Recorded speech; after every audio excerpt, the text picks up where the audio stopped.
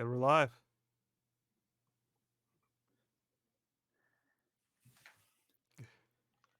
What? We're live. Oh, it's fucking Monday night! Ouch. That came through. Oh, let me Ouch. mute that. Ladies and gentlemen, welcome to the Degenerates with Dice Monday Night RPG Talk Show, and do we got a fucking good one for you? Mainly because I'm hyped because I got to watch Raw, and I haven't yet, and I don't even have it on my TV for y'all this week, so that's how much I'm into this show. We got Joe! Hey, everybody. We got Matt! Hi. That's Kristen. More on her later. And I'm that motherfucker that you love. You everybody's favorite internet dipshit. Carney. Noah. Don't bring that up again. We're not doing this game. Oh, we're so done this game. We're not doing this game. I'll swear to Christ, I'll walk away from your table so fast. No, you won't. Which one? Okay. Both. Looks like everything's good on the live end, so I think we should get to our topics. Once I can pull them up here from our chat. Speaking of problem players. So yeah, we're going to be talking about the first. We're going to talk about Nice the segue. Critical Role announcement. That's pretty interesting. And then we're going to talk about running games for kids because Kristen does that. So, and I believe Matt probably has experience in running for kids as well, and Running Noah from actually kids? runs for his Probably. daughter. So there you go. How to deal with problem players as a GM and as a player too. You know, it's All of you? Yeah, most of you are probably a problem player at some point. And then we're going to do a Fallout 76 update. I've And never encountered a problem player. Not that I can think I of. seem to. Wait. There's a quote that if you can't ever find the problem player at your table, it's you you. are, yeah. Well, you know, Kristen DMs me all the time to tell me that I'm her favorite person at every table that she's ever ran. So it can't be me. I'm totally talking out of the side of my ass at the Yeah, moment. no. But I We stand by haven't- that statement. The problem is that Noah can't read. Hey now. Whoa. Easy. I don't read good. I thought we agreed. No more personal attacks. That's true. My bad. I'm sorry. I don't know what to talk about now. So I guess I let's know, right? Dead let's show. We talk can't about. roast me. I guess let's talk about the new Critical Role RPGs that they're coming out with because they're coming out with 2. I know Matt, you Yep. sent it to me. Do you Yeah, have any? I've actually got them pulled up right now. So they this was back on they did the Darrington Press State of the Press on April 20th, so 4 days ago, where in addition Hashtag 420. to the board game Queen by Midnight, which looks really fucking cool, they have they announced that they're going to be releasing 2 different role-playing systems. First off, Illuminated Worlds, and second off, Daggerheart. Yeah. Illuminated Worlds, just so you guys know, because I'm trying to be educational as well as entertaining. Oh. Just as a heads up, Necronovacade says they're so hyped for Daggerheart and they know next to nothing about it. Heck yeah. Well, So we will have a discussion. So You're so not first alone. I things haven't been first. following. So first things first, Illuminated Worlds uses a D6 dice pool system. It's flexible and it's fun. The way that Matt Mercer explained it on the State of the Press is that it is designed for more one-shot games, not Yeah. really campaign play. or short arcs as well. Short arcs, one-shots, not designed for long, let's say, I don't know, randomly 158 episode stream podcast campaigns. I'm not saying that that's what's going to happen, but let's get to Daggerheart in a second. Both of these are going to apparently be live playable at Gen Con, or at least they'll talk about it. Yeah. Daggerheart, on the other hand, is going to be using a quote-unquote, for now, we will simply say that it uses a new system designed for long-term fantasy campaign play with rich options as your character progresses. And that it will also be ready for preview at Gen Con. That is the thing. And there's a couple of things that I want to say on this, but I'm just, now that the information is on the table, does anybody have any reactions to that and then, like I said, I will swoop in with my enlightened opinion Uh, on things. So I uh Daggerheart, the announcement of it is very interesting. Like the timing is damn near perfect. If it was a couple of months before, it would be even more perfect. But that's I feel like Wizards of the Coast is going to have some problems with that. Um, I mean, not that they could do anything about it. I mean, it's legally they can't do anything about it. But I do think that they are trying to scoop up a lot of the 5e players, and they just might do it because they're so popular and they're so huge. I mean, they have their own TV show now. You know what I mean? Like that's like they have their own cartoon. How many people are going to buy it just because they love the cartoon? I think it's quite a bit, and it could easily be just as good as 5e, if not better. So, and if it's better, sorry D&D. As far as the Okay. other one, I mean, like rules light games, I'm all for. It sounds like it'd be a good intro game, and yeah, I mean, I'm all for all of it. Okay. Well, Anybody else? I mean, I don't really have a lot to say until we have some more information. You know what I Yeah. mean? Mhm. It it's like if I could put it in video game terms, it is like the CGI trailer reveal Yeah, pre yeah. gameplay type of thing for me. You know what I Yeah. mean? So it's Okay. like, oh, cool, they're doing the thing. All right. Guess we gotta wait like a year till they actually tell us Well, what the no, fuck's Gen, going on. Gen Gen Con's Con's what, in August? 6 months. Yeah, it's like 6 months, Well, Yeah. something like okay, that. Like but less than that. yeah, Well, but I mean, you I, know, yeah, I know what you're saying. You're, yeah, you're waiting for the actual in-engine footage Yeah, yeah, before you exactly. make a commitment. I think we will get that too. Like I think we'll start to see them rolling that out with here soon with their new streams. Because they're going to want to promote it and they have the best promotion possible for a game system because they are the biggest live streamers of tabletop. So So I wouldn't be do you surprised if we don't see it soon. do At you least a think they skeleton. stop Critical Role? No. No, they've already been. The Well, Critical Role started out with Pathfinder, like Yep. they went to 5th edition, and they're going to their new. They if you look at their TV show, they don't actually mention anything that's like proprietary to D&D.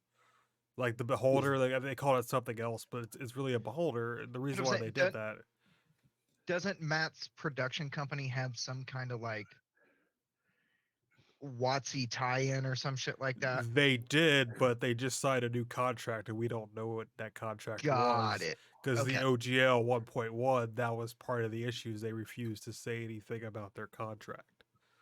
Got it. Well, Yeah. okay.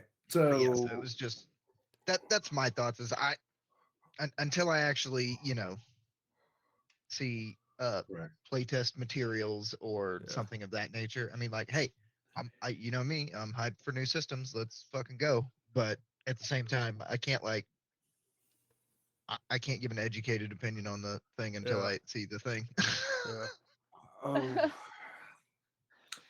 Hey, Uh, Joe, I've got to switch Jesus internet. Christ! Okay. I'll be right back. Okay. Can you please let me know before you walk up behind me, and then all I see is Dun, your dun. hand move into Dun, my dun, camera. dun, dun, dun, dun, dun, dun, dun, dun, dun. So, okay. Christian's having Yeah. issues. So, So- might as well. I have Yeah, I'll push her out. Push her back in.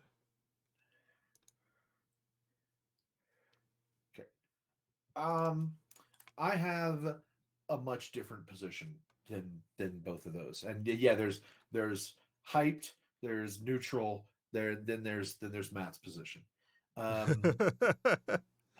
First off, because I wanna always have at least something positive to say. Mika Burton is a glorious, beautiful goddess and a national treasure. Absolutely. And so there's that. That's my positive thing to say. Let me start with Illuminated Worlds. I don't give a shit about Illuminated Worlds because there are a bajillion indie print titles out there, and people, and there are indie print titles that have been created by professional like Game designers. game Yeah. designers who left studios after 20 plus years in the industry, like Monty Cook, Yeah. like Yeah. Monty Cook. Yeah. like Keith Baker, like Yeah. fucking John Wick, like you Kenneth name Haidt, them. Robin Laws, all those guys have Right, made roll exactly. slide systems. So the fact that and the thing is this, in the Illuminated Worlds announcement, it's not Matt and Marisha and the Critical Role cast. No, it's just a team. It's these two game designers that basically the Critical Darrington Press bought the system from. Yeah. So Illuminated Worlds, there's a bajillion indie print games. It's whatever. Daggerheart, I don't think is going to do what people think it's going to do. It is not the WoW killer, because for a couple of reasons. One, Sorry, I'm back. yeah, we are sorry you're back. No kidding. I don't think it's a D&D killer, but I do think thing is there'll be a this. competition. I don't think it's even going to be a competition. Really? And no, because the thing is this: like, Wizards of the Coast has the golden goose. It has the crown. It does not matter what game system you play. Everybody, like, you can sit here. We talked about it last episode or whatever. Like, oh, so you're gonna play a role playing game? Oh, like, yo, you mean like D&D? Yeah. Right. Yeah. It's never gonna not be the big dog on the block. Yeah. The only time that D&D was ever not the big dog on the block was when D&D itself created a game that was not D&D. So, what I think is going to happen, because the thing is this, we sit here and we say Daggerheart's going to give D&D a run for its money. I don't really believe that. And the reason I don't believe that is because Tal'Dorei Reborn has not sold nearly as many copies as the Forgotten Realms campaign guide. Yeah. Tal'Dorei Reborn has not hell, we'll go even to Wildmount, the one released for 5th edition. Wildmount has not sold nearly as many copies as the Dragonlance book will, and has not sold nearly as many copies as Spelljammer or anything else. And honestly, the only reason I bought the Explorer's Guide to Wildmount is I wanted the rules for the Vestiges of Divergence, and that's it. I bought it for Chronomergy. That's it. Those are the only two reasons. And guess what? Those are rules. Those aren't the world. Those aren't campaign settings. Yeah. Furthermore, I think, yeah. Well, the thing is this. Also, talking about Daggerheart is a take on fantasy RPGs with an emphasis on long campaigns and characterization. Like that works for some tables, but not for all tables. If you are building the game that is going to appeal to everyone in all corners of the world, you don't build a character heavy RPG unless it's also a combat heavy RPG, in which case you're not going to be doing that out of Darrington Press. No, because it's literally made to be a streaming system. They're using it though. That's what they want to stream on. If it's combat heavy, it's going to take them forever. And here's the other thing that I see of this. I see that they will.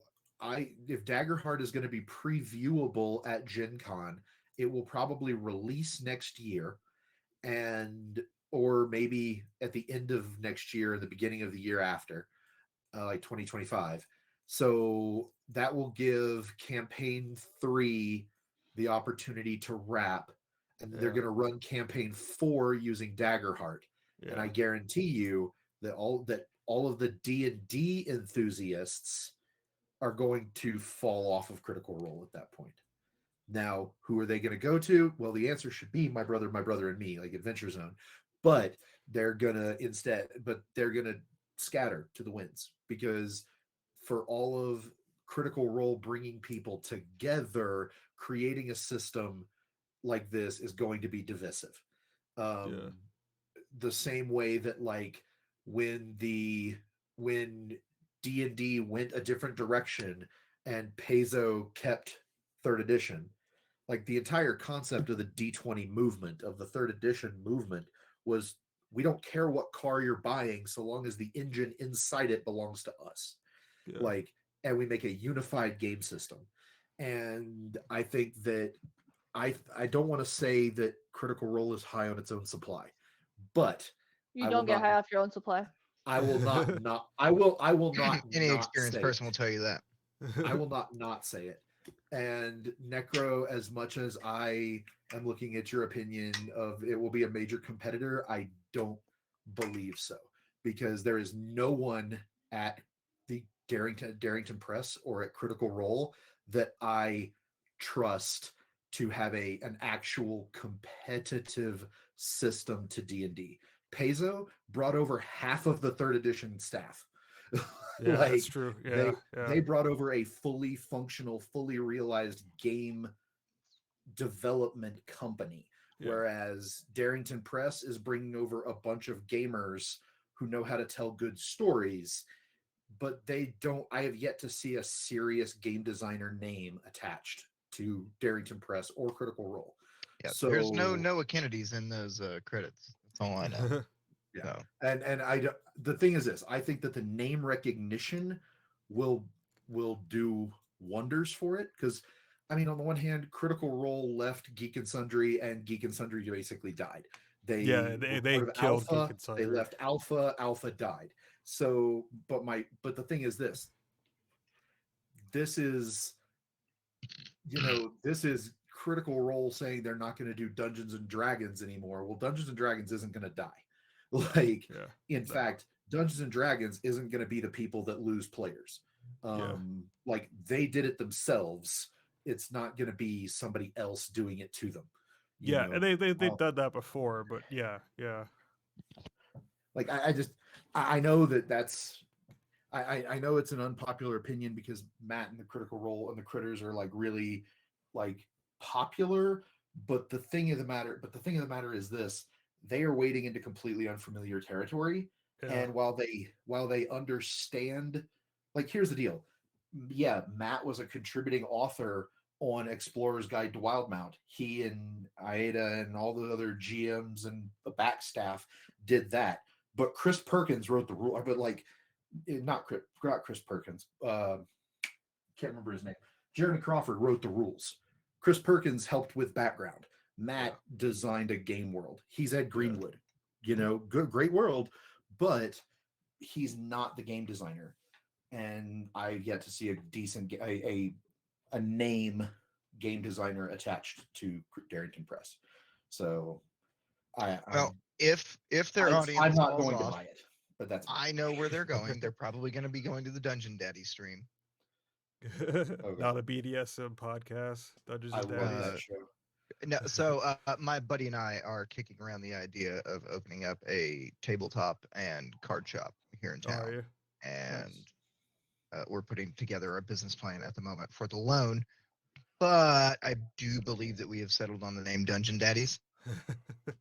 You're gonna have a we lot will- of confused customers, Be man. careful. Listen, I'm just saying it may or may not have a fucking Spencer's Gift black curtain in the back of the room for toys. But But I know where you live, and that's gonna go over like a lead balloon. oh no, it's gonna go over great because there's nowhere else to get those things in this town. No, I'm talking about different. No, I know what you were talking about, and I'm telling you, it's gonna go over great because there's nowhere else to get those things in this town.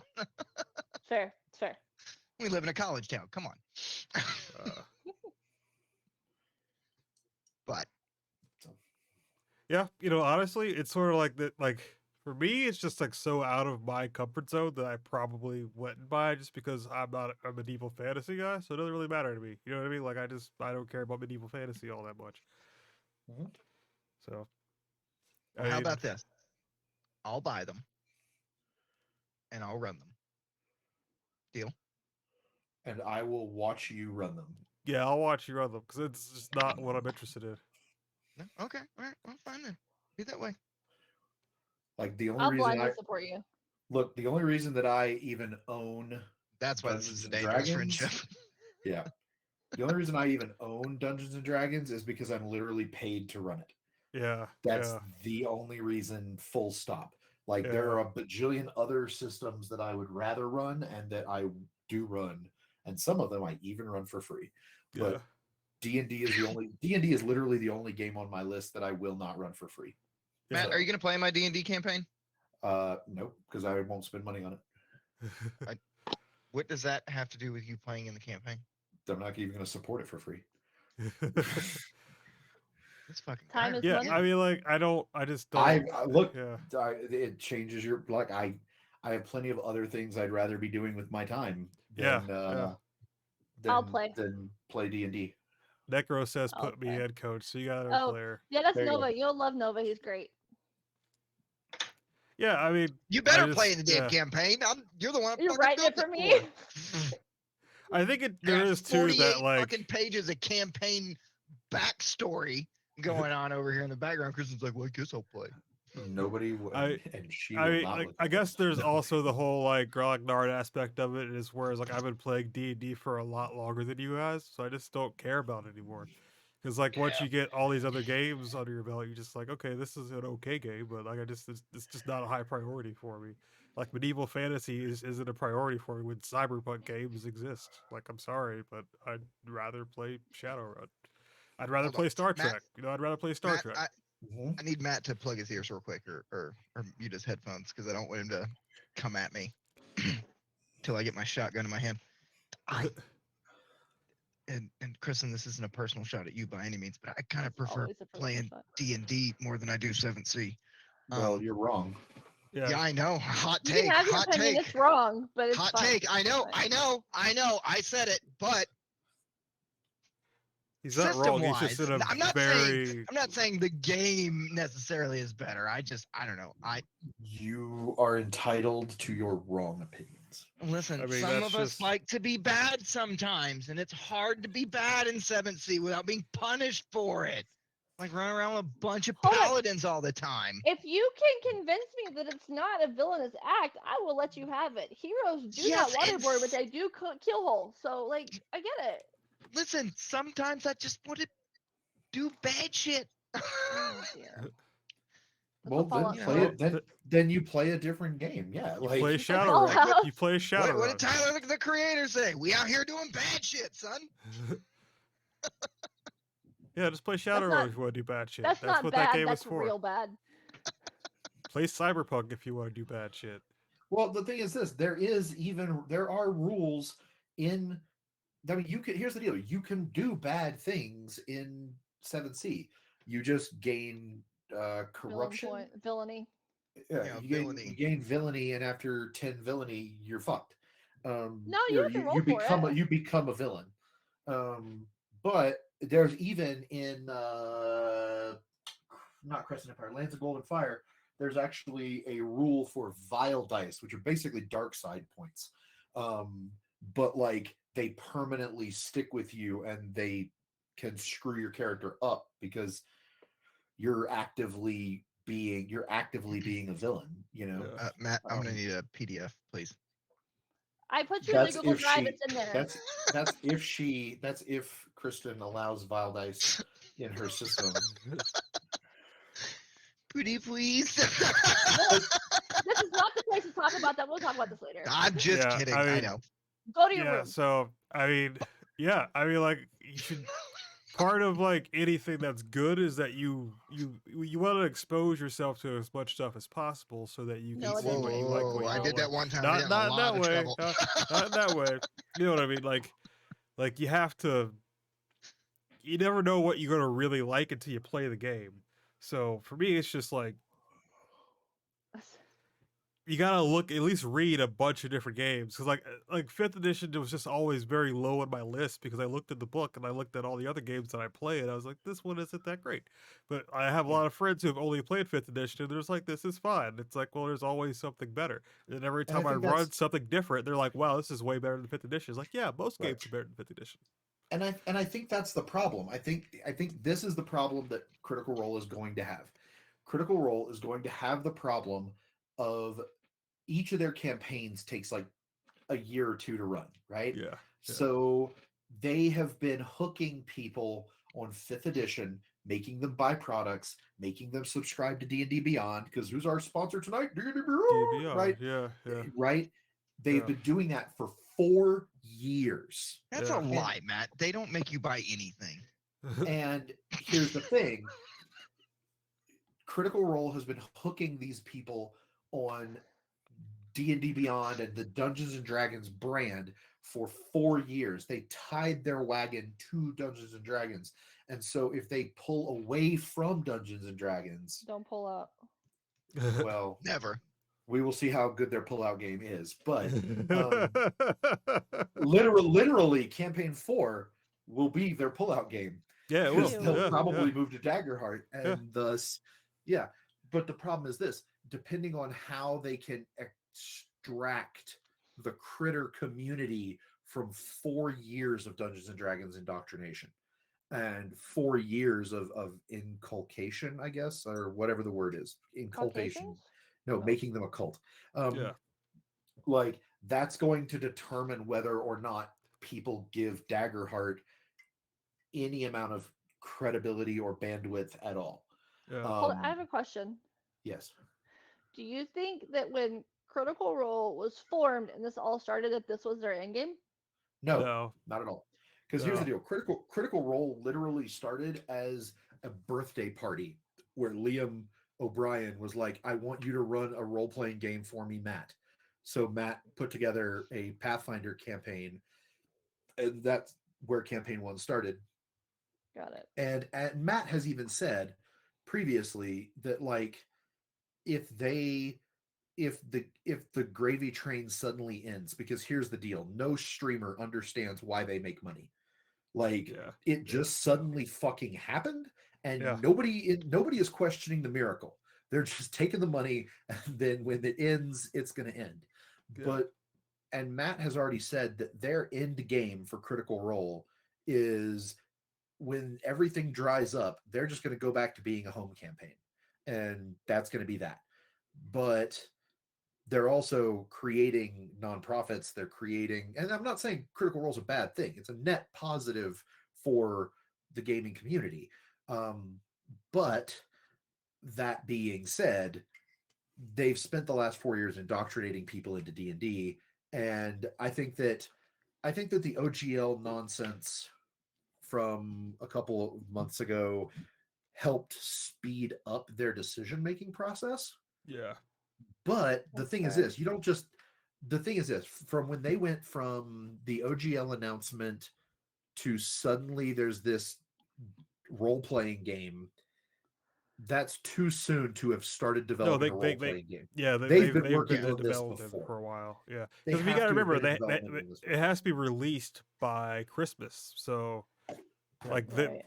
they were planning on starting marketing by now, which means they probably started at the very earliest summer of last year, if not before, or at Yeah. the very So the latest thing summer is- of last year. So the thing It's is, a logical this step. announcement predates, but Yeah. also you have to think about it like this. And this is sort of some D&D history. So grab some cocoa. Cocaine? Okay, Oh, so not that. fourth edition Remember, D&D. kids, always have lube. Yeah. So 4th edition D&D, it was created because 3rd edition was a great system. Arguably, I think it was the best Dungeons and Dragons ever. No, But- Basic Expert is the best Dungeons and Dragons ever. We've talked about this. Move on. Move on. Anyway. We're not edition warring. The thing is this though. 3rd edition, Guys are making mom mad. the end of 3rd edition, Ew. the end of 3rd edition came at the peak of Yeah, the MMO craze. yeah, Okay. And when and in interviews for 4th edition, they even said that they were using some of the things that they had been learning from MMOs to develop 4th edition D&D, which is why if you Yeah. look at 4th edition, dear God, It's- it looks like an it's- MMO. it's wow. Um, I think Chris is- Perkins even yeah. admitted to that at one point. So Yeah. I mean, I'm not. So it's World of Warcraft. So the thing is, 4th edition did well, and then now 5th edition, and 5th edition saw the rise of streaming, Yeah. right? Yeah, Stream games. And the thing is, if you were to go to the gaming category right now on Twitch, I would, but it would cut our viewership. If you go, Right? well, no, I'll do that real quick. I'm just already so- there. I'm already there. Go ahead. But if you go to the gaming category, not the Dungeons and Dragons category, but the gaming category, you will see the tabletop RPGs category. Currently, there's like well, let's 446 viewers. 446 viewers as opposed to tabletop RPG, as opposed to D&D 1.2K. Okay, Yeah. sure. There's a reason why I but wrote a D&D and not tabletop RPGs. Yeah, but the thing is this: what you're looking at is okay. There's a 5e here. There's some Shadowrun. There's Cyberdation is on, so Cyberpunk. Then there's a Pathfinder bunch of 2. Dragon Age. What was this? Dragon Age, Gun Bunny. There's a bunch of like Star Wars Ice. Saga. Yeah, Star Wars Saga, things like this. You're getting a lot of like the indie press or Yeah. Or B- smaller. B stream. Now Yeah. here's the deal. Here's the thing. If they move to Daggerheart, right, they are gonna have to leave the Dungeons and Dragons category. Holy Yeah. shit, there's us. Sorry. Yeah, They're we're gonna we're leave pretty the high up Dungeons on and there. Dragons. They're gonna leave the Dungeons and Dragons category and move to the tabletop RPG category, Yeah. which means that all their viewers every Thursday is gonna just fucking tank. Yeah. And even then, like the D&D side is gonna drop, but even Yeah. then you're still gonna have a bunch of people playing D&D. You're gonna basically they are gonna cover, hey look, there we are right there. Anyway, sorry.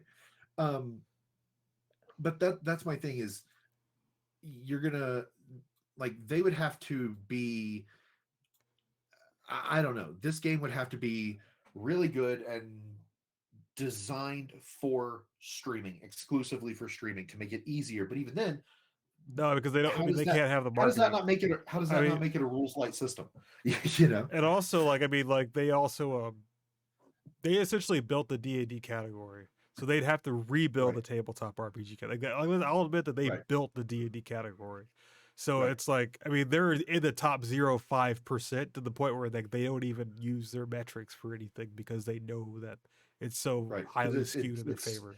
Thursday night skews the metric. Yeah. Yeah. Well, Yeah. and that's what I'm talking about. Like fifth edition is going to be is here, and it's the dawn of streaming. It Yeah. reinvigorated RPGs. Great. Yeah. One D&D they've already said is not a It's new system. 5.5. It's literally 5.5. 5.5. It's no Yeah. different than the 3.5 situation that happened, or Yeah. 4th edition revised. Or- So it's not going to be built for streaming, No. right? Because the thing is this: a role-playing game that is built for streaming is not going to handle Adventure League. No. It's not going to handle Adventure League very well at all. And Adventure No. League brings people into the stores, which convinces them to buy Flat Crack, which, let's be honest, that's what Wizards and Hasbro want. Yeah. They want Magic players, because Magic players spend way more money than role No. players. I don't know what you're talking about. Wait a damn minute. Ringy dingy. Did someone just get called out? Anyway. Yeah. Um, I mean, I don't want to like harp on this too much longer because we have a few more things to talk about. But Right. yeah, I mean, like Daggerheart is, I think it'll be the second book on a lot of people's shelves, is I guess the best way to put it. I think a lot of the critters will at least take a gander at it, and I think it will be on the people's shelves. But I don't think 5.5 is going to be unseated by anybody, just because it's just so huge. I will wait until I can illegally obtain a copy of it. Yeah, yeah, But I'm not gonna, or correction, I will let them release a quick play or a free RPG day title yeah. for it, and I will get that, and I will look at it and I will go, I don't do a game stream, so like this isn't the Oh, game. yeah. This isn't the game for me. Can I interject just to defend myself for a second? What's You that? didn't need to defend yourself. Just by buddy. a quick roll of the math dice here in my head, I'm only $2,700 into Magic and well over $4,000 into D&D. So, All that tells me is you have a problem. Yeah. shut up! No, I don't. I can quit anytime I want to. I don't exactly. I don't have a single problem with my role playing game addiction. As You we have look so at, many? yeah, You have so many problems. I have so many too, but mine are displayed as Look, nicely. there are addictions that cost you money and addictions that make you money, and I have an Yeah. addiction that makes me money. So Porn? No, no, no, All right. no. Look. You're not looking at the screen. That wasn't Noah talking. I didn't say anything about my OnlyFans. Okay, I said nothing. Your only fan? What? You told me not to promote it, so I'm not promoting it. Okay, Your only fan. I'm not gonna All right. promote my OnlyFans. So on what's this Only next? one. So what's So next on the let's- agenda before we Let's diverge into let's switch. Noah's OnlyFans? Let's switch over to. Hey! This is mostly geared towards Kristen because she runs games like this Hey. often. Running games for kids, for people under 18 who What are not is as it Oh. like to run a mature game as for we Noah? are. Haha. It's the same. Don't Speak even. for Yeah, yourself. It's What the same. What is it like to run a game for Noah? I'm curious. Time out. Hold on. So I was at the movies to go see Super Mario Brothers the other day Oh. with my lovely wife, and I saw the commercial for the new Teenage Mutant Ninja Turtles movie, and I got offended as fuck because I'm pretty sure I have the registered copyright and trademark on Perpetual Teenager, not fucking Seth Rogen. So he can suck a fat one from the back for all I care, asshole. I'm the Perpetual Teenager. Are you okay? No, he's I'm not. I'm hurt. Do you need a hug and a high five? Like, are you good? Dang it, bourbon. Got it. That's just as good. Bourbon and Coke, babe. We're good to go. I'm back. So- I'm sorry. I will tell you that. So you know how teachers have attention grabbers in class, like 1, 2, 3, Yeah. all eyes on me, stuff like that.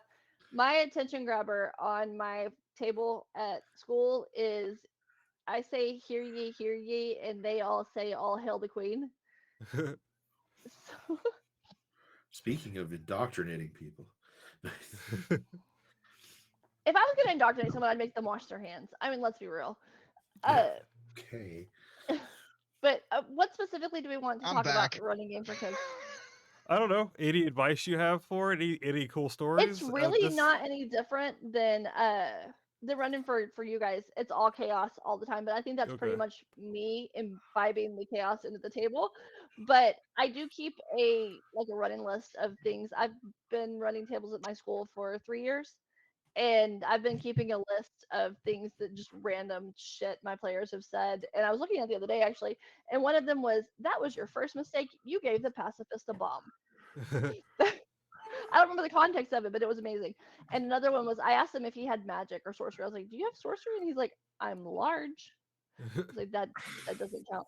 But Violence I- is a sorcery in and of itself. exactly. But no, I love it honestly because y'all know that I was so gate kept growing up that Yeah. I want to make sure that all these kids know that this is a thing that they can do. But my table is primarily girls all the time. And actually, the first year I did it, a little girl played, and then the second year she ran her own table. She's back this year because she's a senior and she wanted to spend some time with me. But she told me flat out, she said, "You wrong with were her?" able to show me that girls could run games and girls could do these things and be funny and be entertaining and be engaging." And she goes, "And you gave me the basically the support and the what's the word I'm looking for?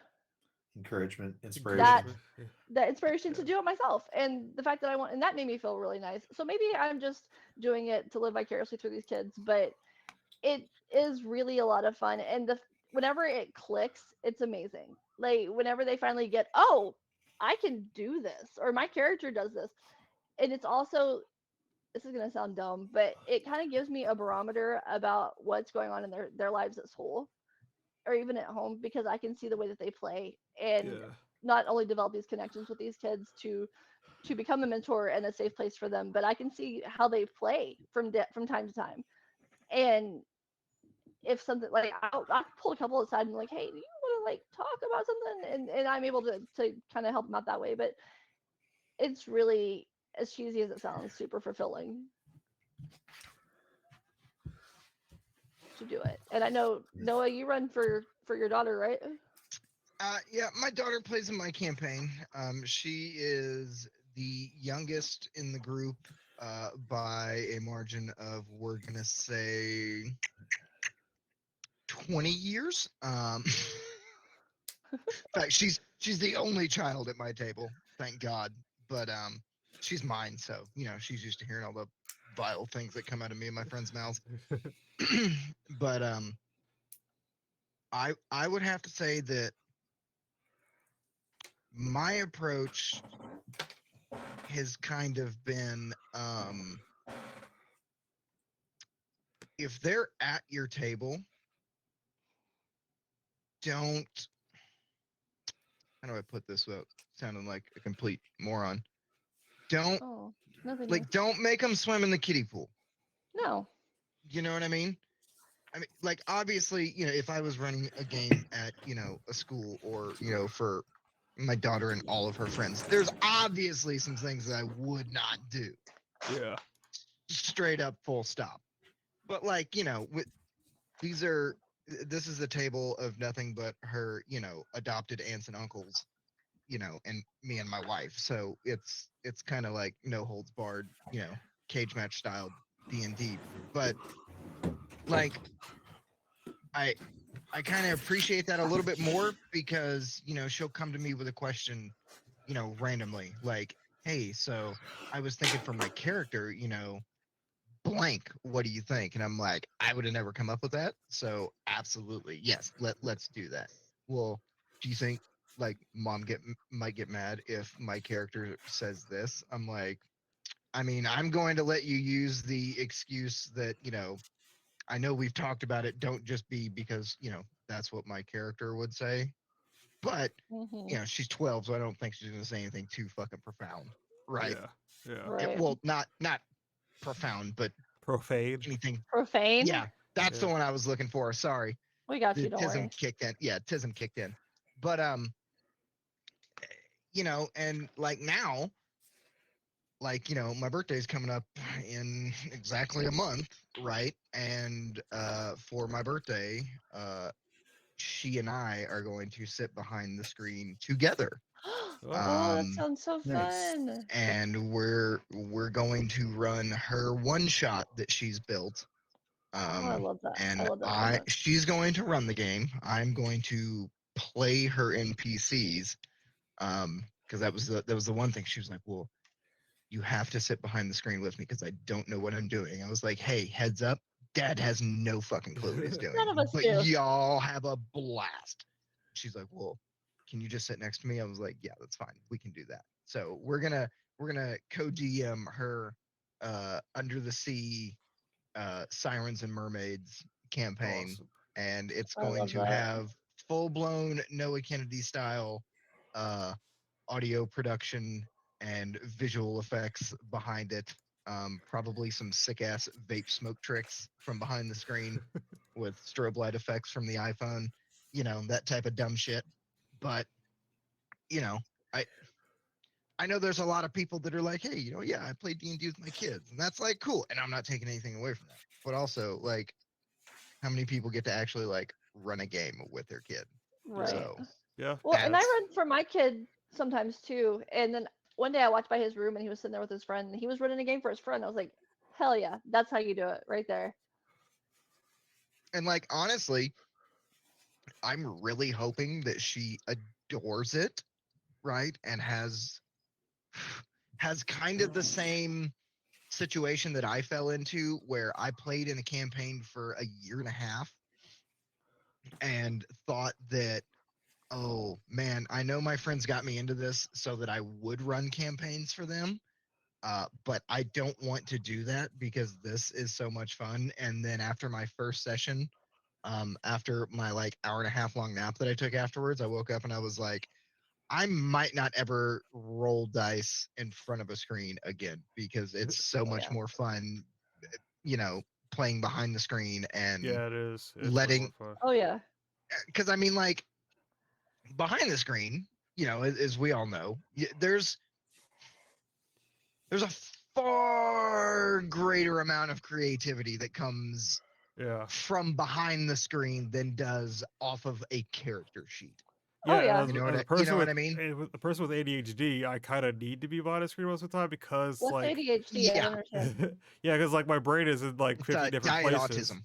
So yeah, and so like it's just for me it's a lot easier to run than it is to be a player because the ADHD is just like you need to be doing multiple things at once. Like when I play my AD&D campaign, I have my laptop out and I'm fiddling on that so that I can pay better attention to the AD&D campaign because I need When to be it's doing like, multiple things at once.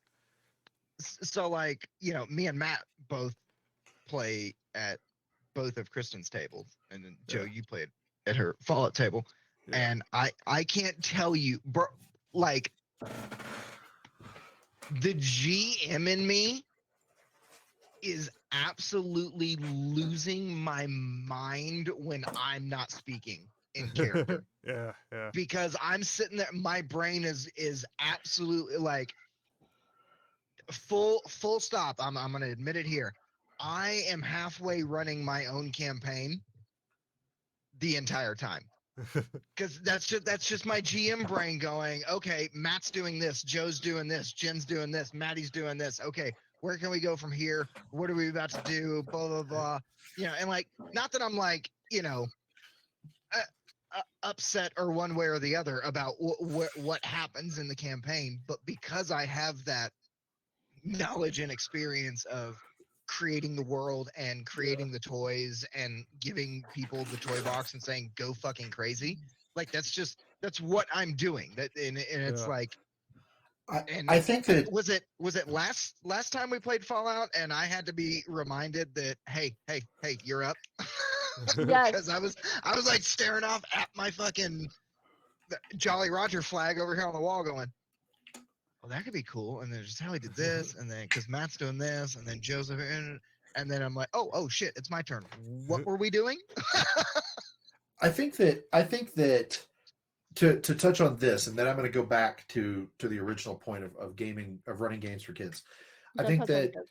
I think that playing as a game master changes how you think about things, Yeah. because 100%. the thing is this: I have never, like, from the moment I started running games, I have never used the phrase "that's what my character would do." Yeah. because the phrase "that's what my character would do" is you asserting, I don't care what the story is, this is what I'm doing. Yeah. I don't care what the plot is, I don't care what other people are doing. That's, in fact, usually that's what my character would do, is when you are defending your action despite what the rest of the table is doing. Yeah. That every time I've ever heard that phrase, it comes right then. But ever since I ran games, ever since I started running games, I've never used that phrase, because in the back of my head, the same way that Noah's talking about how he's, okay, this person's doing this person's doing this person's doing this, I'm sitting here listening, and if somebody is sitting here in a system where you have luck points and they're burning all their luck points, or they're asking the table to burn all the action points that the group has put up to get bonuses on something, that's them saying, I want to be the one with the spotlight on me right now. And as the game master in me, that's when I say, okay, you know what? Even though my character is a mouthy, opinionated, in your face, make you uncomfortable person, I am gonna, I don't know, grab this book right here, and I'm gonna read and not say a damn word while you do the good thing, while you do the cool thing. And that's a survival trait. I think that's a trait of being a game master. You're into the push, and you sense the push and pull of the game a little bit better than a player might, because as a player, your job is to play your character, Well, Yeah. Can I also as take a a not so quick much GM though, not so much sidebar? advance the story. before I you take a sidebar quick- real fast. Okay, go No, ahead. sorry. Otherwise, we're gonna go. I got you. And also playing as a GM though, you're able to kind of take a step back and let those people have that spotlight moment, or encourage them and set them up for something that you know that they kind of want to do. Because it's what you want to do anyway. Yeah, as a game Yeah. master, like, you're trying Yeah. to let the players have their fun anyway.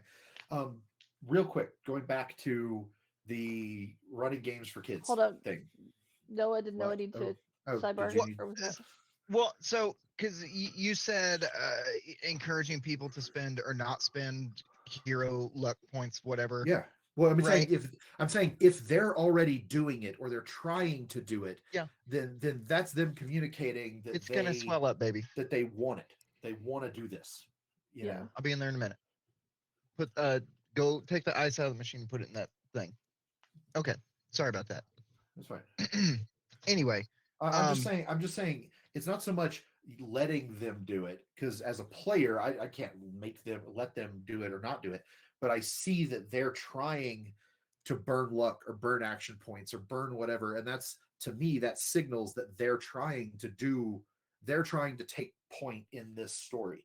you know. Well, see, because my question on that was, so like I think we all know what my role at the table is. My role is the Chaos Goblin. it is absolutely the Chaos Goblin, right? It's hey, let's add a little bit of spice, to quote TikTok, right? But so like I constantly find myself like the in our last Fallout session, I just was like, fuck, I don't know what I'm doing here because I kind of wasn't paying attention, having one of those GM player moments type of things, like I said. And then I was like, oh, I'm gonna do this. And Kristen's like, does anybody want to spend a luck point to help him out? And I'm like, no, don't do that. Because it's not that I necessarily am looking for the spotlight, but I also like there's a lot of times where I literally want to see where it's going to go. Yeah. And I like that whole we're literally going to leave it up to this fucking big orange die right here and we're going to let it roll, and if it hits, it hits, and if it doesn't, then we're going to roll with it, and it's going to be even more fun if I don't get the outcome that I want. Yeah. So like would you consider that like hogging the spotlight, or is that No. No, that's playing a acceptable? game that you want. Yeah, I think. Well, the thing is this. No, what I'm talking about is as a player GM, I'm trying, and I catch myself doing this all the fucking time. I'm reading the table the whole time. Yeah. Right.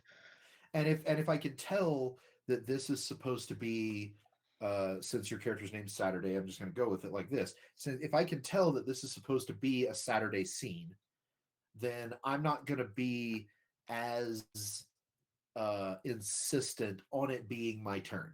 Or even if you decide to leave it to the dice, even if you decide purely to leave it to chance, if I read the room and I'm like, this is clearly a Saturday scene, I'm going to let Saturday, I'm not going to do anything to let, to distract from Saturday. Kind of the same way that when the exit of my character Marty in the Fallout game is because we knew it was supposed to be a scene for one of our other players. And we knew it was supposed to be. We had all discussed it. In fact, we had even delayed the session, 1 week, 2 weeks? A couple weeks so that she could be there. Yeah. We delayed it specifically so it could be her scene.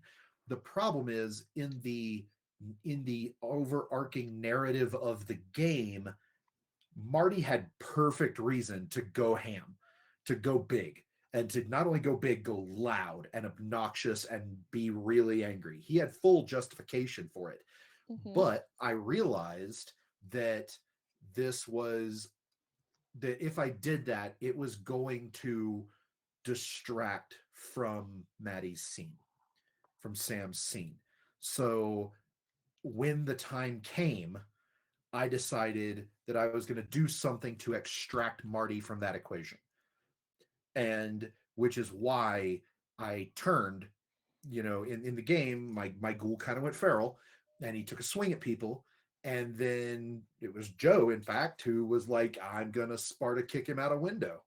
And if everybody at the table remembers, the way that I responded to that was, because Kristen was like, all right, well, what's the attack roll versus the defense roll? And I specifically said, no, I'm letting it happen. Mhm. Yeah. I immediately failed the defense. I'm letting it happen. Why? Because first off, I knew, because he had also like thrown a nuclear device on my chest. I'm a ghoul. I'm going to survive that. I don't care. But the kick threw me out of the scene and got me out of the way so that Sam could have her scene, and because otherwise, if I were, that's what my character would do, then I would have fought them. Maxon would have escaped. Like all of the bad shit would have happened. And to be a complete dick, it would have been entirely on my fault because, quote, that's what my character would have done. Well, and that would be my So- job as a GM to kind of stop that, or at least quell it a little bit. And but the thing is, well, this is what I'm talking about. The difference between a player and a player GM is that as a player GM, I knew who this scene was for. Yeah, you And knew better. and I knew better, and I could have played it's what my character would have done, and then you would have had to have come back and put on the mom voice and been like, no, you're fucking things up, this is Maddie's scene. But then I would have been like, it doesn't matter, this is what my character would have done. My character would have done this. And am I correct? Yes, I am correct. It's what Marty would have done, pissed off, berserk, and turning feral. Mhm. But it's a dick move on my part as a fellow player. Yeah. And having read the room, I decided to yield the table and extract Marty from that situation It's and like give him plenty of time to calm the fuck down and figure out his life or Which is a whatever nice he's, segue whatever into he's the doing right next now. topic. I would say, like, at least in the Fallout game, you know, Lando is kind of becoming not the party face, but a party face. You know what I mean? He'd Mhm. have to be. We're a bunch of ghouls and super mutants. Yeah, but you know what I'm saying. Right. Lando is definitely becoming a what's the fucking word I'm looking for? Pain in Degenerate. my ass. Well, other than pain in your ass, but Lando is a whole lot more Mascot. front and center than Yeah. Saturday is. You're the face. Yeah, he's a lot more of a face than Saturday is, and that's Mhm. not necessarily by design, but it Right. just kind of worked out that way. But Right. Saturday is not the face of the party by design. He's kind For of the that- heel. I mean, you don't really know with By the way, Saturday. that needs to be a discussion topic for another episode. Is faces and heels in role playing games as it like, applies to yeah. as it applies to role playing games. Faces and heels. I've I Let's mean, do you read can that that. next week, 'cause steal I'm gonna so go much from deep on that. wrestling into putting it to RPGs. Like Hey, even hey, just hey! Okay, Not talking about wrestling. talk I I don't mean, want to watch wrestling. but real- I'm real just, I'm quick. just saying, well, like as for NPCs, steal from wrestlers. Like go over the Oh, top in the and way I they do, and do- you'll be fine. Oh, But- 100%. Yeah. But real quick, going back to the original topic of running role playing games for kids. Yes. One of my absolute favorite novels of all time is Ender's Game. And in the introduction, Orson Scott Card has an amazing quote, and I'm going to read it.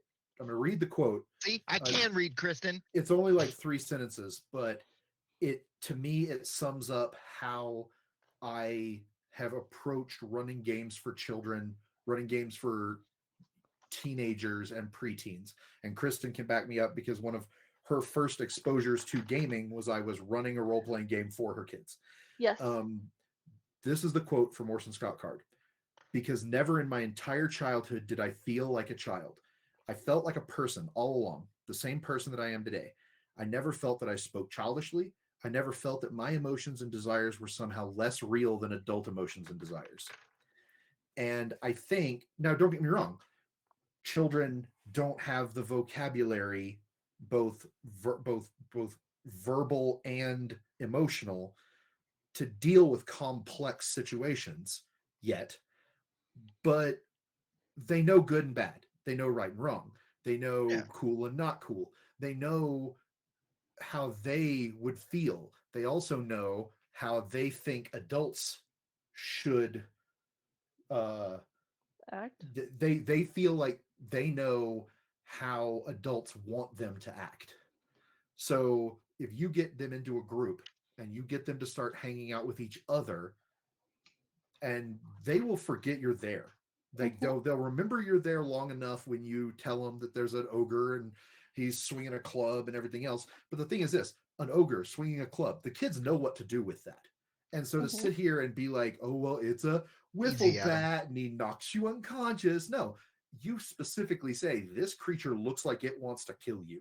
Like, kids instinctively know, because even from back in that stirs shit up from back in the caveman days where okay, we don't understand social media, but we do understand that this wolf is trying to bite my face off. Yeah. And how am I going to deal with that? Their emotion, their reactions don't tend to be as nuanced. And I think that's the other adjustment that you have to make for for games run for non-adults is that their emotional responses and their physical responses, there is no dimmer switch there. So they are, they are either, we don't know what to do and we're going to freeze up when the goblins attack, or we're going to burn the entire forest down. Like, there's no, like, you know what we'll do? We'll set this up so that next turn or next week the Duke will expose himself to the court and do all, and reveal himself to be the bad guy. No, they're not going to do that. They're going to be like, we're just going to go stab the guy.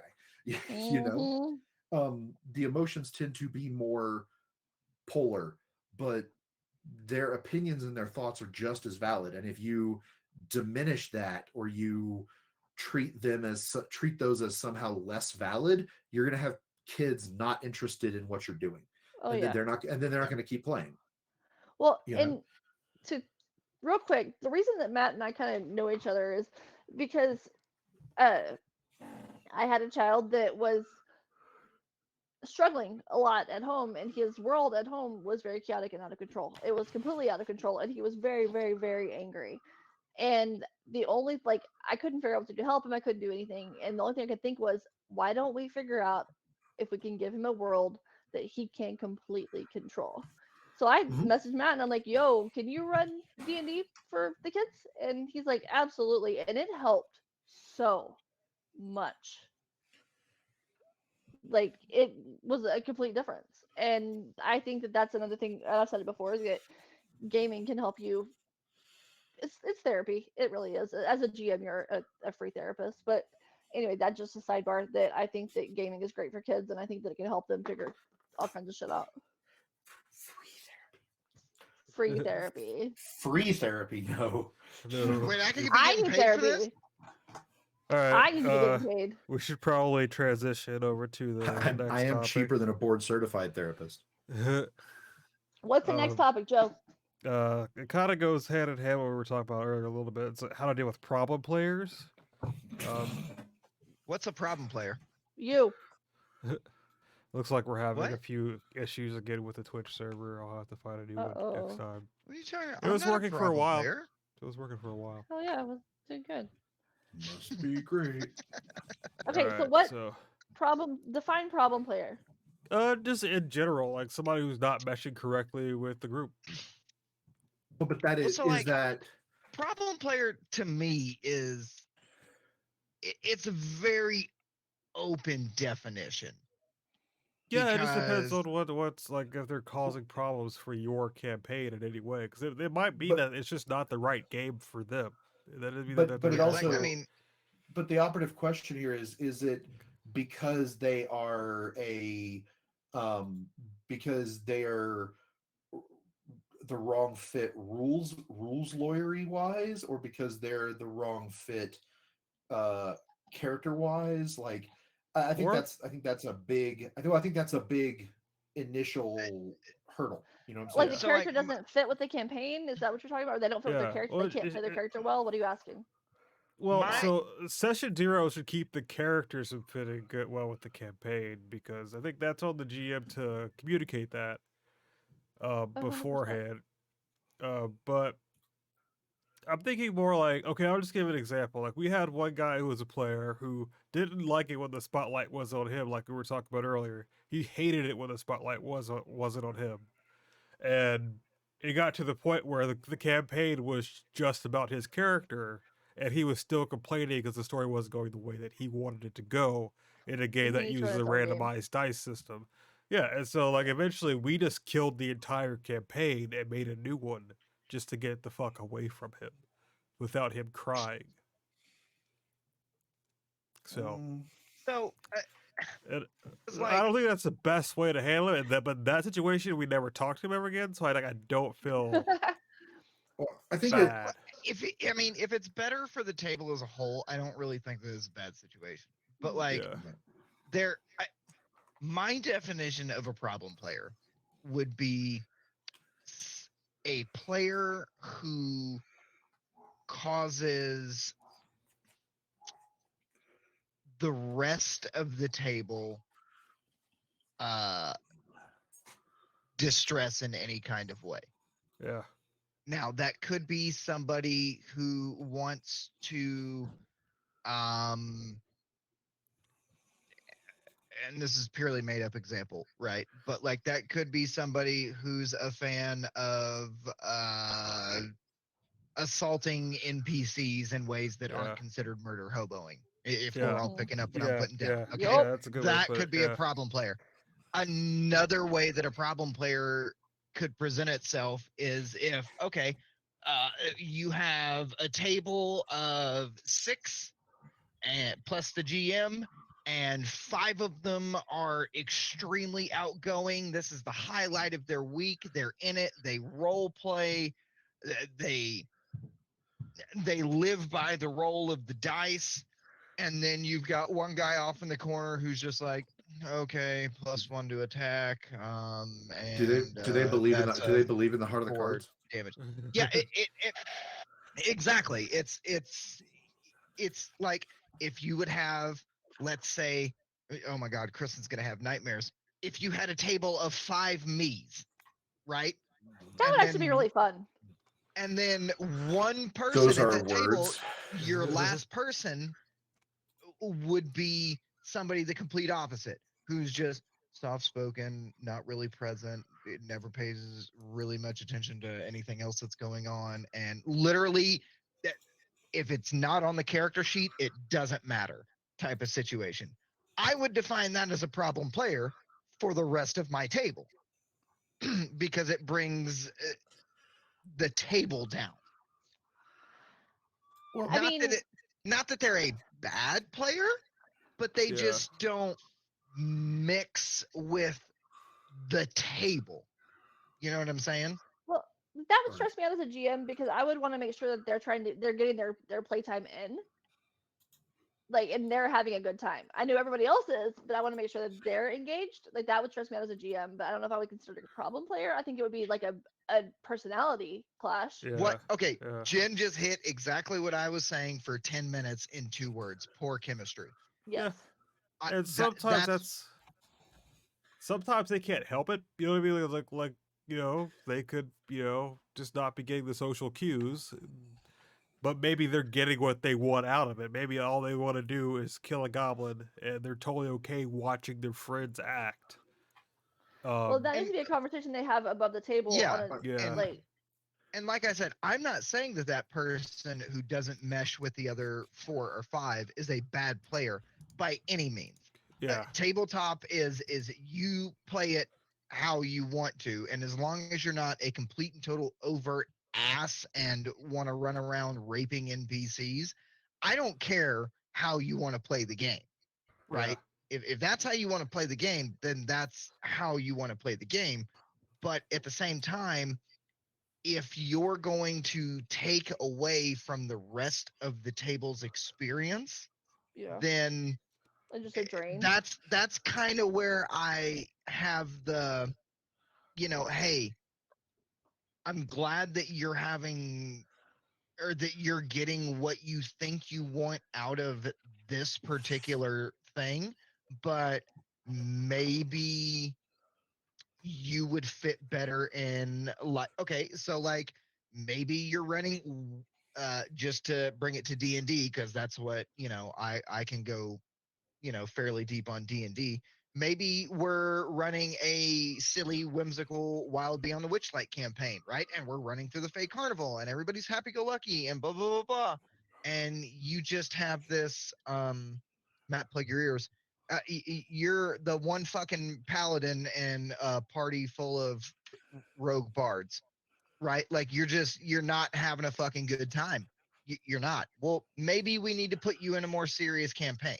Maybe we need to put you in Curse of Strahd. Or we need to change your oath from Oath of the Guardian to Oath of the Ancients, which is a Fey Yes. oath.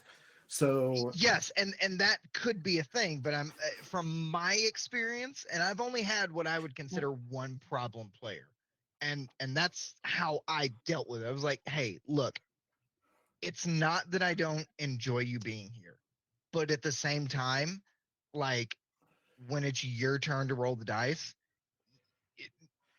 you can't hear the sighs, but you can see them. You know what I'm saying? And it's like, oh Let's see. God. and Let's so see. it's like, I don't want to tell you that you can't play, but I'm thinking maybe you would have a whole lot more fun with the same character that you've built and the same attitude that you bring to the table at a different table type Right. of situation. But sometimes you live in a small town and there isn't a different table. I mean, I think That ultimately is you where just have to all have an non-gamers- adult conversation, and you might have to have an adult conversation with the entire table there. Generally, you want to take them off to the side and speak to them separately so they don't feel like they're being attacked. Yes. Right. But there is I- I mean, an adult conversation has to be had at some point. So like all my tables, we either have a group Facebook message or a group text message chain, right? And that is where everything for the most part gets discussed, right? If we're not playing, like, hey, this is what I'm thinking, this is kind of where I think my character might be going, blah blah blah, just heads up. Sometimes we have that one-on-one if it's just like, hey, I have this really cool idea and I want to do it and I want it to be like a moment. What do you think? We can have those conversations one-on-one. Yeah. But like, like you're saying, hey, pull a person aside, tell them, which I mean, I did this obviously, and we finished out the game, right? But when season 2 of the campaign kicked off, they weren't there, Yeah. Yeah. and it was just, I felt kind of bad about it, in a way, but at the same time, like, not really, I mean, because you gotta remember you're in control of a lot of people's time. Like a lot Yeah. of people's time, especially when you're playing with a bunch of adults. I mean, taking 2 to 4 hours out of their week is a huge deal. Mm-hmm. And so it's Like, like I take it's that gotta be as seriously. fun as possible. Like just real quick, Joe, what's your biggest table size that you're running? I'm not running any tables right now, but the biggest table What's the size biggest? that I'm in is probably like 5 or 6 players. Okay, Matt, Yeah. what's the most Um, amount of people that you have at a table currently or in the past? Typically, I won't go higher than 6. Okay. Right now, I'm in the like 4s. Kristen? Both of my tables are pretty equally sized right now, so 5, 6. Okay, so I, this actually tracks for what you said, Joe. I have a table of 9 Jesus for Christ. my No. big chaos campaign, and it is a lot. That's why we only play once a month, is because I have to figure out 9 different characters and how do we get each of them equal time within this 4-hour span, right? But like, I mean, that's the thing, is if I add that 10th person, I'm totally fine doing that. If I can make it work, I'm going to make it work. And if it pushes me to work harder and deliver a better game to the rest of the table, I'm in. 1,000,000,000%, no questions asked. But if you're going to come in and then you're going to bring down the tone of the game, that's when I'm Yeah. going to go, you're now a problem player Yeah. type Yeah. of situation. Yeah. Well, I'm so Mhm. I'm so protective of my tables and of you guys. I'm so protective of you guys. I'm protective of your time. I'm protective of my time. And if I will vet somebody before I even Yeah. approach you guys about bringing them to the table, because I don't want to ruin what we've already got with messing up a dynamic. So Yeah. I'm pretty good at reading people, just all the years of trauma. Woo! But I try to make sure that if I'm trying to bring somebody in, that it's not going to throw off the vibe of the table. Yeah. Well, like, perfect example. You and I were friends on Facebook for like 6 months before you even approached me about Yeah. coming to your game. And I was observing you the whole time, like Yeah. just trying to see who you were. And And then and that was, you and I had plenty of like private conversations about our campaigns in between.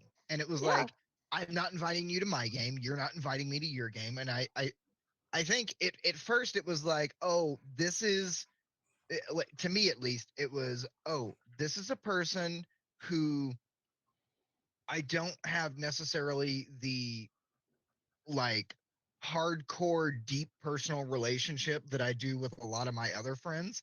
So like I'm not afraid to go, "Hey, I got this really stupid fucking idea for my campaign. And I have to fucking get it from brain to mouth or else it'll never leave. So I need some feedback on it." And then you would turn around and like bounce things off of me, and it worked and it was great. And you and I did that for a couple months. And then one day you're like, "Hey, just out of curiosity, I run this table and another table. If you wanted to play instead of be forever GM, let me know."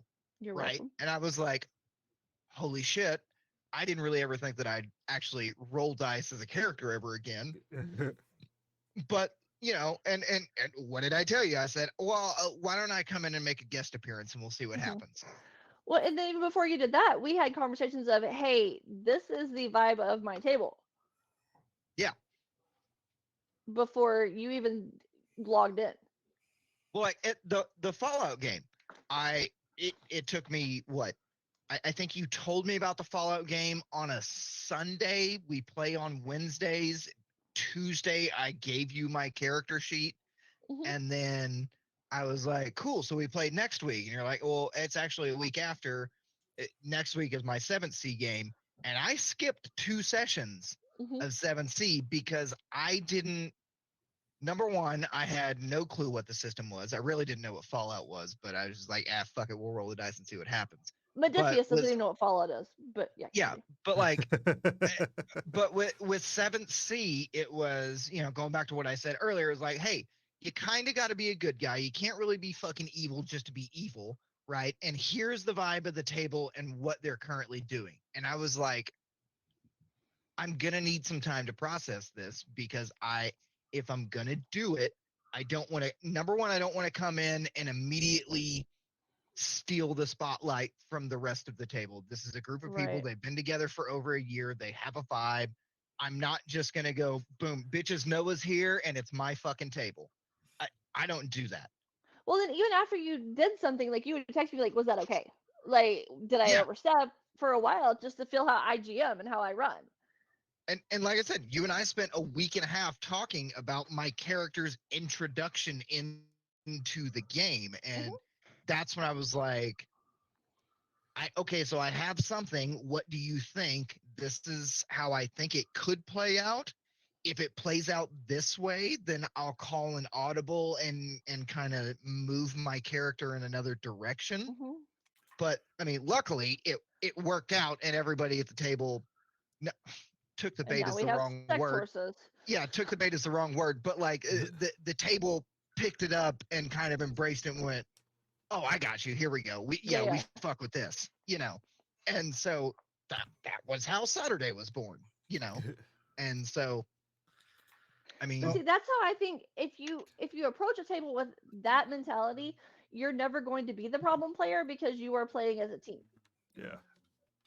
I think problem players come down to 3 different varieties. I think there are the problem players who are problem players who are problem people, and those people need to be threatened within an inch of their life and driven away from your table and cast out of the gaming community until they learn how to behave themselves, because they're just toxic people.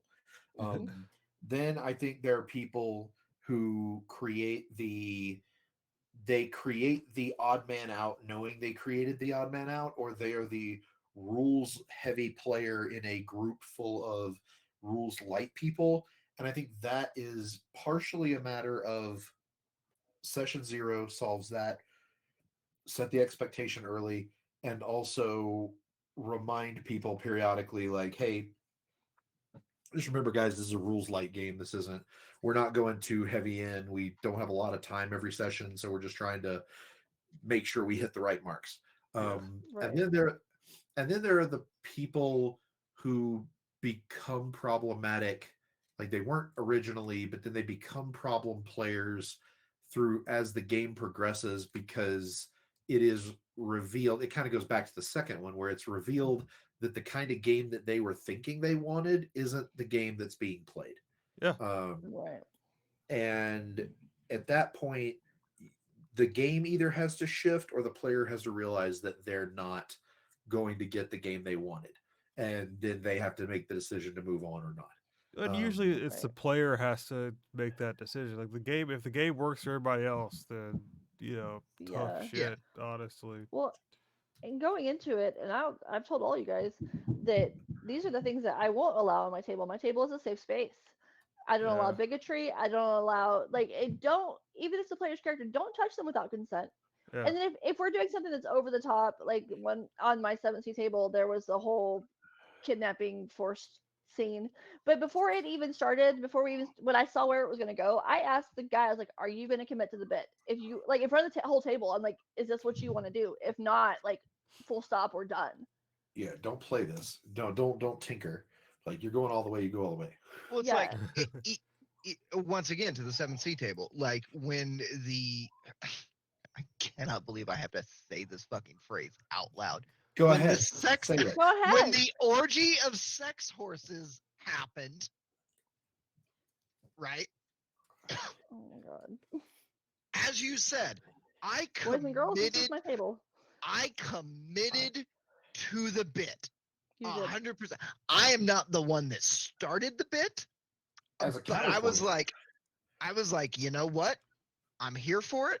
And I am going to play into this as hard as I possibly can. But there was a moment Dirty. No pun intended. while we were doing that where I saw in two different corners of the Zoom call this face right here. Ooh, just like that. And I was like, I got to bring it back. I've got to reel it in a little bit, and then we've got to get this thing finished up and on to the next point. Because even though, listen, Saturday is your typical horny ass, bard. Okay. That's what he is. So when you're talking about, establishing dominance over a alpha male sex horse, Saturday was playing that up, baby, like you wouldn't believe. Okay. And the dice weren't showing it, but the boy was rolling nat 20s all night long in character, if you know what I'm saying. Okay. Mhm. But when I saw the grimace from one corner, I was like, we got to bring it in because now somebody obviously I've touched a nerve. I didn't mean to, right? But it was like, okay, we got to bring this in. And how can I find the quickest, dumbest ending to this? Got it. Okay. Over. Situation's over. Right.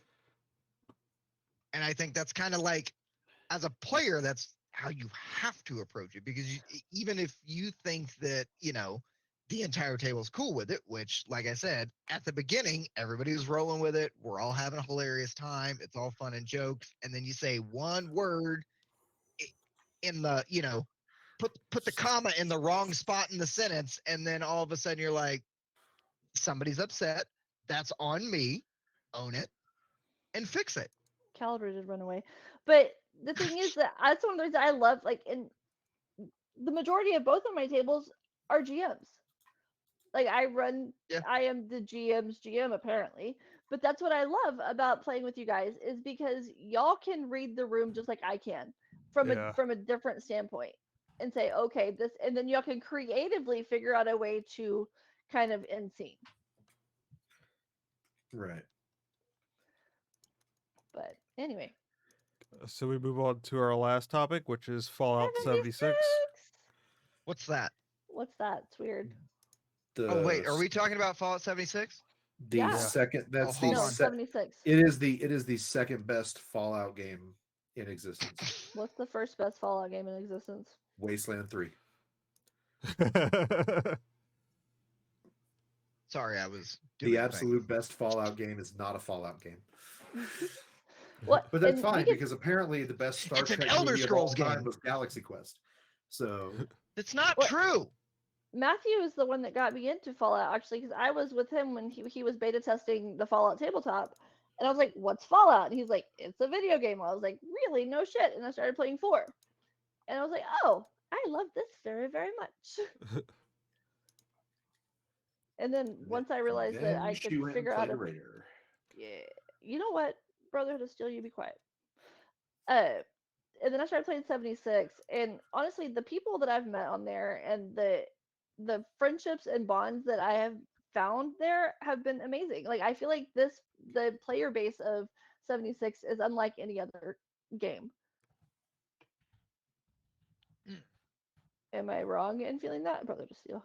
No, I mean, I mean, I think 76 gets a bad rap because people bought 76 thinking that it was going to be Fallout 4 2 yeah. and not realizing that Todd Howard and Bethesda were serious about committing to that bit. And then when they complained and threatened to basically not play the game anymore, Bethesda turned it into the game they didn't want to make, sort of, but it made it the game that it really needed to be. And I think that it's a great game, and I'm amazed we're not playing it right now.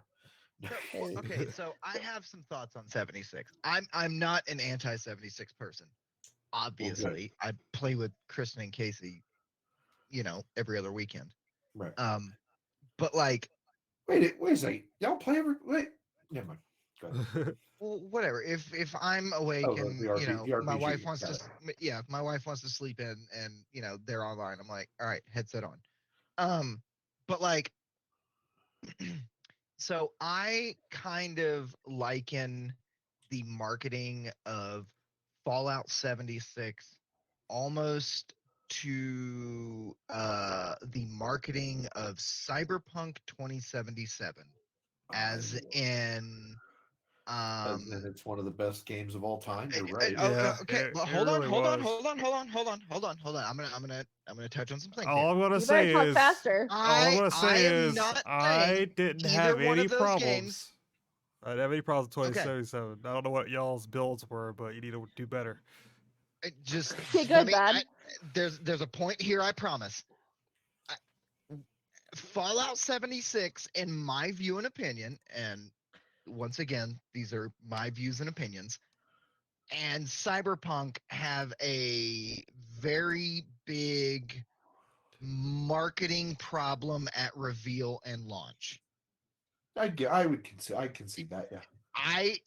In from my eyes, what I saw was Fallout 76 was going to be Fallout 5, but I could play with my friends co-op.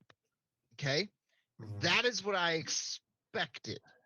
And while kind of that is what it is now, at launch, that is very much not what it was. There was not a lot of NPC quests and interactions, and it was a lot of, hey, go do this daily thing and blah blah blah blah down the line. And I'm not saying that it was bad. I feel like I never had any problems with it, but I'm Okay. saying marketing wise, they did not do a good job explaining exactly what it was to the player base. I would say the same thing for Cyberpunk. I would say I would with 76. The thing is this: Bethesda. People can make jokes about glitches and everything else all they want. It Bethesda. makes it a Bethesda game. Bethesda. Bethesda are masters of environmental storytelling. Yeah. So Oh, yeah. you walk into a room and like there's seriously this exists in Fallout 4. So if you've seen it, great, and if you don't, you should go look for it. There is literally an office building in Lexington, I think, and you go into it, and in the on the third floor, there's this office, and there's literally it's a desk and a safe, and on the safe is a skeleton choking another skeleton, and then the skeleton that's being choked has a pistol in his hand, right about at gut level of the one that's choking him. So there's no hollow recordings, there's no letters, there's no anything other than just that environmental story. Clearly something happened during when the bombs went off or after the bombs, and these two guys were fighting over the contents of the safe, and you get this entire story just by looking at that scene. Mhm. Now, where I think that Bethesda ran into their own hubris was 76. Comics? Well, Oh. no, 76 from What about a 76 cervix? Oh God. 76 Let Matt speak. from the get-go was about you're the vault, you leave the vault, you're the first people out, there isn't anybody else around. Yeah. Bethesda, I feel, was leaning on the idea that they could tell this story about the Scorched and the Queen and all this other stuff that happened pre-Homeland, not Homelanders, Pre-Vault Dweller. Wastelanders? pre-Wastelanders. They could tell it purely environmentally. Yeah, they had to throw in some tapes, here and there. They had to tell some stories that way, but really the goal was to tell a purely environmental story, and then you craft whatever additional story you're going to craft. Yeah. The problem is not a lot of people like this is something I discovered this in live action role playing, but it really it applies to video games and to even homebrew campaigns and shit. Like quest start difficulty is a bell curve. You make Yeah. it too easy, the players don't buy in. There's a million other things they could go do. You make it too hard, they might miss it. They might not even give a shit about the thing, and that's why dungeon attunement disappeared in World of Warcraft. Like, what do you mean I have to go run these 3 dungeons in order to have attuned to this one raid to go off and do the thing? That's too much fucking work. Yeah. So you have to kind of strike that balance, and I think that purely environmental storytelling gets too hard and high concept for people to You pick have to up. read a lot of stuff, and you have to Right. remember a lot of stuff. Right. Because And yeah. unless you have a party documentarian in your group who's literally writing down every single thing you do, We're talking you're about you, never going Jen. to remember. Jen, that's You're- you. You're never going to remember every single Yeah. stinking detail.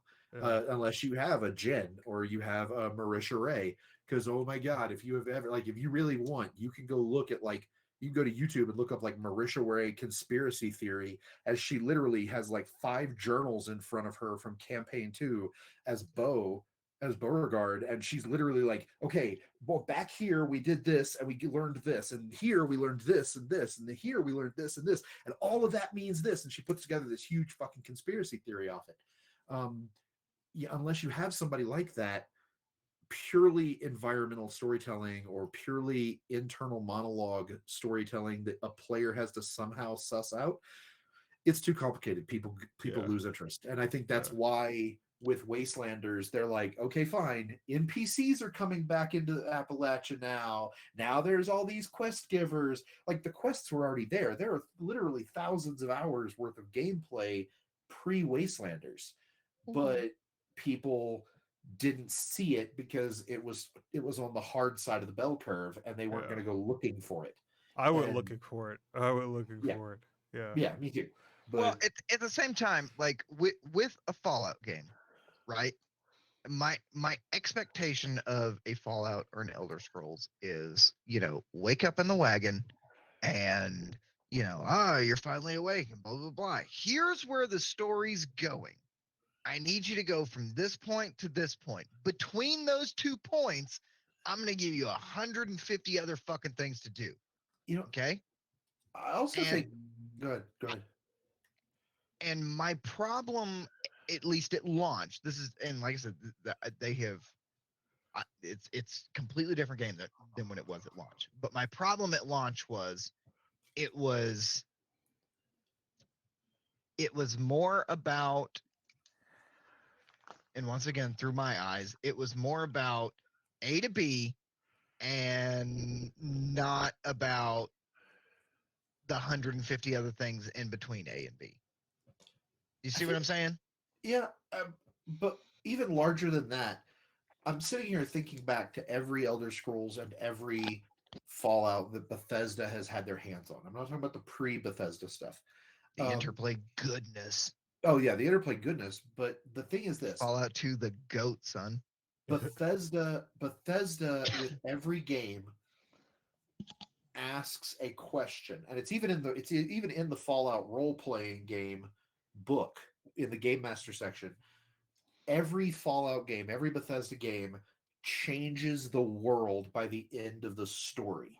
And I think Yes. I think one of the problems that some people have with 76 is that, like, let's just go pre-Wastelanders, okay? You go through all the story, you go to the DMV, you do all the thing, you figure out how to get into the nuclear silos, you launch the nukes, and then you fight off the Scorch Beast Queen. And that's the game. Technically, if you want to play this way, you have just rid Appalachia of the Scorched. Blah. Now, the problem with that is that I can do that. Like right now, the four of us could open up 76 and we could play from start to finish and blow up the Scorch Beast Queen. And by the time we get back to Watoga and offload our shit and scrap our things, we get another nuclear launch alarm because somebody else has launched a nuke to go fight the Scorch Beast Queen. So now you can go back and you can fight the Scorch Beast Queen all over again. But here's the thing: the world didn't change. Yeah. It's still the same thing. And like with Skyrim, you have the sit down. You kick the Empire out of Skyrim because Skyrim belongs to the Nords. And then Absolutely not. Well, you're wrong. But anyway. Yeah. Sorry, Joe. I'm with Matt on this one, bud. But Matt has told absolutely everybody not. they're wrong today. Well, actually, the problem with that is that I say Skyrim belongs to the Nords because it's a nice polarizing thing, but I actually don't believe that because I think that I think that the towers have to stay standing, and I don't think the Nords are strong enough to hold their tower. Anyway, moving on. The thing is, Fallout 3, the GEC, Fallout 4, the Comet, the Institute, Fallout, New Vegas, the Fate of the Strip. Like every single game since 3 has had world-changing consequences, and 76 doesn't. And I could see how diehard Fallout players would have problems with the fact that their decisions don't ultimately matter or affect anything. I mean, but other it's a than just multiplayer giving them game. XP. That's Other than not just giving them possible. XP. Well, no, I know it's the nature of the beast. It's the nature of the beast, but it is But not the the ex- nature of Fallout. Yeah. And I think What- that if the game had been co-op as opposed to multiplayer, Yeah. had it been co-op as opposed to MMO, you would have been able to do that. Yeah. The world would change as a result of your decisions and everything else. And at the end of the day, you wrap up the game and you're like, cool, let's do another playthrough. Like, that's part of the reason why Fudge Muppet, who is a huge YouTube channel about Fallout and Skyrim builds, they said they weren't going to do anything about 76 because, first off, there aren't any real consequences to your decisions, and then you can just change your stat allocation. So what does it matter? There's no role play there, and I could see I could see how that becomes a larger issue. You know what I'm saying? Yeah. But anyway, sorry. I No, can see no, where that's people cool. don't like 76, but I like 76, and so those Hold people on. are wrong. Wait, I have a question. Yeah. What's your favorite thing to do in 76? Huh? What's your favorite thing to do in 76? Pal around with my friends and like do sneaky shit. Do sneaky shit? Lock I My- like listening to pop the holotapes. computers. Yeah. I love like the the holotapes. Discover Yeah. the true history of the Brotherhood of Steel and how really awesome they Nope. are. No one, That's no one true. likes that. No one wants that, Matt. Well, you're wrong. I mean, and also you just told collecting everybody they're wrong stuff. today. I Collecting the stuff person is that's right. fun. my favorite thing to do, and I'm probably gonna get some hate for this, is to stand outside the vault and drop vintage Nuka Shine for the new Oh yeah, players. yeah. That is my favorite thing to do. You just watch Really them enjoy teleport your on the trip. map. Have fun. Yeah. And then I really, really want to say that I'm into camp building, and I'm not. I'm not Like, either. I've got my dollhouse, and that's about as good as it's gonna get. Like, I'll buy all the stuff out of the atomic shop, but I don't. I mean, I just like to explore the world itself. It's just, Mhm. I find it super interesting. I find the environment super beautiful, and Well, I like to just What and I walk don't, around. what I don't Bethesda like is does a listening really to the good radio. job. I think she's No, I will turn every adorable. radio off. I think she's adorable. There are no good radio stations in 76. There weren't any good radio stations in 4. There's only one good radio station, and it's hosted by Three Dog. Ow! Oh! But like, I what was I actually gonna say? like the 76 radio station. I love those own Union Work songs. What I don't like I is like it Ray. too, What I honestly. do, here's a quick show of hands because I know that Kristen is totally a Raider at heart. Rose needs to change her radio station. Why? Rose Raider Radio. It needs to change. Why? It's Why? because first off, there aren't any good songs on it, and second off, it's her talking, just doing nothing but talking about how many drugs she takes over and over and over again. I'm for it. And even after you reveal, even after you go through the entire Rose storyline, and you point out to her that she's a robot and she can't take drugs, like Mind your business. there's no, yeah, but the thing is this, there's Mind your no, business. I think this is the problem. There is no change. Any of the radio stations on 76, none of them change based on your players' decisions. No, because they play In across the 4, world. but the thing is this, in 4 and in 3 and in New Vegas, they do. And that's part of the reason why you listen to the radio, is to listen to Mr. New Vegas talk about how much shit you did in Good Springs. Or Right, but this being listening MMO, to you can't, somebody you can't do farting that. in the vault. Listening to Three Dog talking about how somebody farted in the vault. Jeez. But I think that Bethesda does a incredible job of all of the little nuances and details that they put in the world. And the radio, honestly, is one of them. And Yeah. I understand that it doesn't change because this is an MMO and you can't, make it catered and tailored to everybody. But all the little bitty details that they stick in there, just about and all the little bears everywhere, that I guess there's a conspiracy going around that they're part of the Dunwich Horror. Have y'all heard that? Don't the criers in ESO change based on things you've done? We're not talking about ESO, even though it's No. I'm the thing is this, part of my complaint for the longest time is that Elder Scrolls Online, like, the Fallout 76 team used to complain so much about how there was all this new things they were having I'm to so invent. sorry about that. Okay. That you're complaining about things? No. No, but like the fact that the Fallout team was complaining about how so many things were so difficult to accomplish in 76, and they didn't have anybody they could reach out to or whatever. Meanwhile, in Austin, there's another Bethesda team who's literally built like one of the best MMOs of all time. And all But you they have can to nerf do legacies, is no just problem. talk to them. Like, the thing is this, 76 still doesn't have a guild system. No. In ESO, you can belong to 5 guilds. Like, what's the problem? They're Like, different and unique, okay? they were sitting here and they're like, we can't figure out how to reward subscribers for working so damn hard. And ESO was like, infinite bags? They couldn't even send me my power helmet. No, just like infinite bag space? How about an That's what infinite craft first bag? I'm is just for. saying. And it was Crap one of bag. the first things that got put in with Fallout First. Like, so many things that Fallout has belabored. ESO was like, dude, what's that dude? What's that that TikTok guy who's like, Oh yeah. Mm-hmm. right here? Anyway, But I love Any- 76. any- Don't anybody any think, closing think thoughts? I'm shitting on it. Kristen, you have any closing thoughts? 76 is the best game ever.